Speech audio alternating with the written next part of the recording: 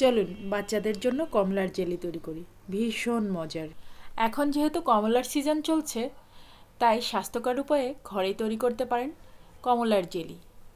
আর এটা সংরক্ষণ করতে পারেন 2 থেকে 3 মাস। নর্মাল ফ্রিজে রাখলে বেশ অনেক দিন ভালো থাকে। বাচ্চাদের টিফিনে বা সকালের নাস্তায়, বিকেলের নাস্তায় বাচ্চাদেরকে দিতেই পারেন। এটা কিন্তু অনেক স্বাস্থ্যকর বাচ্চাদের জন্য। এই কমলার জেলিটা আপনারা খুব অল্প সময় তৈরি করে ফেলতে পারবেন, আর খেতে কিন্তু ভীষণ সুস্বাদু। বাচ্চাদের টিফিনে এরকম 1 পিস ব্রেডের সাথে কমলার জেলি মাখিয়ে দিলে বাচ্চারা কিন্তু খুব মজা করে খেয়ে নেবে। তো চলুন তৈরি করি আজকের কমলার জেলি। এখানে আমি 1 কেজি পরিমাণ কমলা নিয়েছি, আর তা থেকে ছিলকাগুলো ছাড়িয়ে নিচ্ছি। কমলার জেলিটা আমার বাচ্চারা খুব পছন্দ করে, তাই আমি কমলার সিজনে কমলার জেলিটা তৈরি করে কিছুটা নর্মাল ফ্রিজে রেখে দিই। 2-3 মাস খুব সুন্দর মতো ভালো থাকে, আর বাচ্চারা স্কুলের টিফিনে বা নাস্তায় খেতে পারে।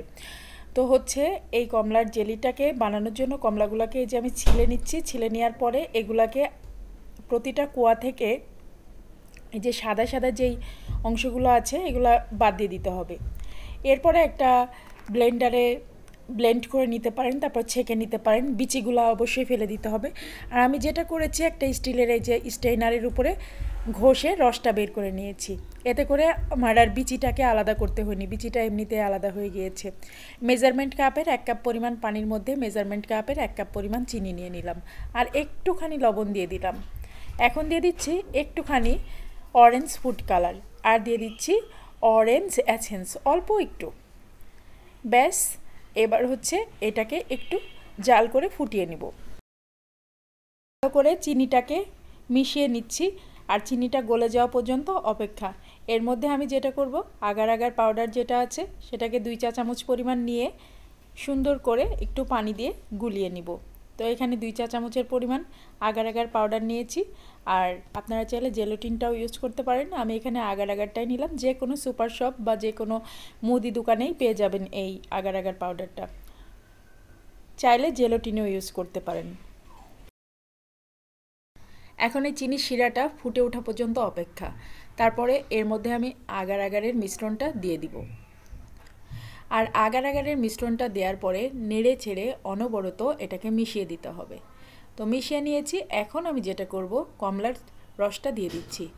এখানে আমি কমলাগুলা যে রসটা চিপে বের করেছি সেই রসটাই দিয়ে দিলাম। এখানে মেজারমেন্ট কাপের 2 কাপ পরিমাণ কমলার রস হয়েছিল।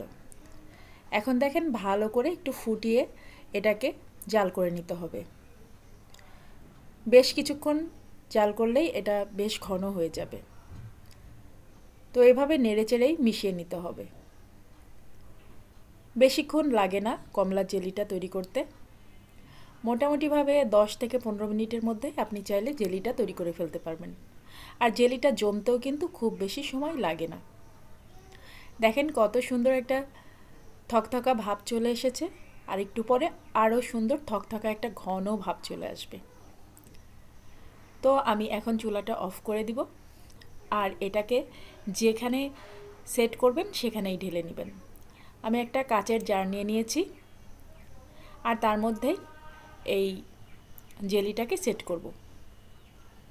এয়ারটাইট বক্স কিংবা এরকম কাচের জারে সেট করলে সবথেকে ভালো হবে। দেখেন জেলিটা কিন্তু জমে এসেছে। এই জেলিটা খেতে খুব সুস্বাদু হয়, আমার বাচ্চারা খুব পছন্দ করে। একদম ঠান্ডা হতে মোটামুটিভাবে 2 থেকে 3 ঘন্টা সময় লাগবে, যেহেতু এটা খুবই গরম। আর দেখেন জেলিটা কিন্তু জমে যাচ্ছে, তাই আমি দ্রুত এটাকে বয়মে পুরে নিচ্ছি। যদি এত সহজে জেলিটাকে তৈরি করা যায়, তাহলে কেন বলেন তো আমরা বাজার থেকে জেলি কিনে বাচ্চাদেরকে খাওয়াই? আর বাচ্চারা কিন্তু জেলি খেতে খুব পছন্দ করে। সব বাচ্চাই ব্রেড দিয়ে জেলি খেতে খুবই পছন্দ করে। আর নিজের হাতে তৈরি যে কোনো খাবার আমি বাচ্চাদের খাওয়াতে খুব পছন্দ করি। আমার ভীষণ ভালো লাগে, কারণ আমার একটা তৃপ্তি বা শান্তি কাজ করে, যেটাকে বলা হয় মানে মায়ের মনের একটা শান্তি। সেটা কিন্তু তখনই মা পায় যখন নিজের হাতে কিছু তৈরি করা খাবার বাচ্চাদেরকে খাওয়াই। আর আমি প্রতিটা খাবারই বাচ্চাদেরকে নিজে হাতে তৈরি করে খাওয়াই। দেখেন জেলিটা কত সুন্দর জমেছে। আর আমি এখন এটাকে আমার বাচ্চাদের টিফিনেও দিয়ে দিব। ভীষণ টেস্টি এই জেলিটা, আমার বাচ্চারা খুব পছন্দ করে, ভীষণ পছন্দ করে। আমি আশা করছি আপনাদের বাচ্চারাও খুব পছন্দ করবে। আর এই জেলিটা কিন্তু আমাদের বড়দেরও খেতে অনেক ভালো লাগে, বিশেষ করে সকালে নাস্তায় ঝটপট বেশ ভালো লাগে। সুন্দর করে আমি মাখিয়ে নিয়েছি ব্রেডে। এখন হচ্ছে আমি এর উপরে আরেকটা ব্রেড দিয়ে তারপরে এটাকে স্যান্ডউইচের মতো করে কেটে বাচ্চাদের টিফিনে দিয়ে দিব। আমি সবসময় এরকমভাবেই বাচ্চাদের টিফিনে জেলি দিয়ে রুটি দিয়ে থাকি।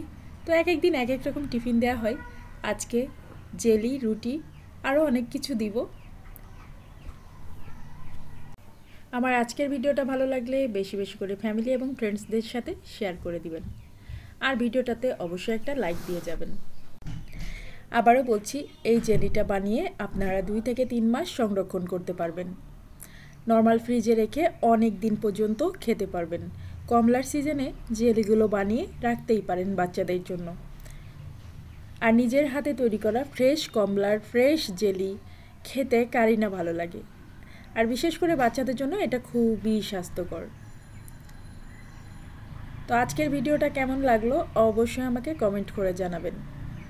আপনাদের সুন্দর সুন্দর কমেন্ট পেলে আমার ভিডিও তৈরি করার আগ্রহ এবং উৎসাহটা অনেক অনেক বেড়ে যায়। তো আজকের মতো ভিডিওটা শেষ করছি। সবাই ভালো থাকবেন, সুস্থ থাকবেন, নিরাপদে থাকবেন। আমার বাচ্চাদের জন্য সবাই দোয়া করবেন। আল্লাহ হাফিজ।